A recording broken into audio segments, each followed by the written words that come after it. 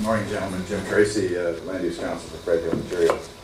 I had previously sent the county a letter asking 3 questions under the pending EIS contract. I've not received a response yet.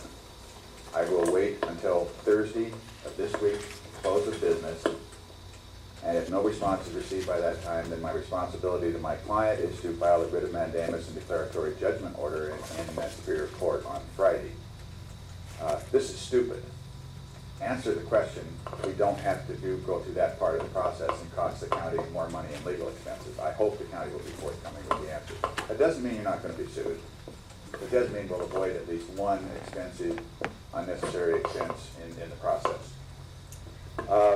Secondly, I want to back up McLeod's comments about the issue of water policy in the state. I've recently been appointed by the Department of Ecology to their groundwater committee that's going to be evaluating recommendations for the legislative session on changes to the groundwater law. And there are some seriously needed changes. Everybody knows that Washington's water law is as old as I am, and that's fairly old. There does need to be a paradigm shift on all surface water rights and surface water policies, such as some of the ones that Norm pointed out to you, on groundwater management policies in terms of how many gallons per day should really be associated with an exempt well, and what was the purpose of the exempt well provision, and how does it fit into current policy planning. Those are really serious, complicated questions.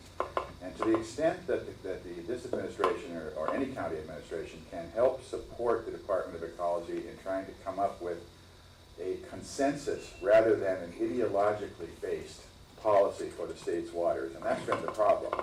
That's been the problem, is clashing ideologies, no pragmatism, no centrism, just people screaming at each other about this should be this way and this should be that way. So I'm all in favor of that notion of trying to define the state's water policy in terms of what our current needs are, rather than what they were in 1945. And secondly, how water policy supports or does not support local comprehensive planning efforts that are dependent on water. Now, I've taken the position in public before, and it might sound shocking to some, but there is no such thing as a water crisis in the state of Washington. There is a cheap water crisis in the state of Washington. We've not been paying what water is worth in our economy, and we do need to reevaluate this whole question of where we get our water. Are we going to get it? Are we going to get our irrigation water from recycled secondary sewage treatment outflow, from recaptured stormwater drainage, as Norm was suggesting earlier?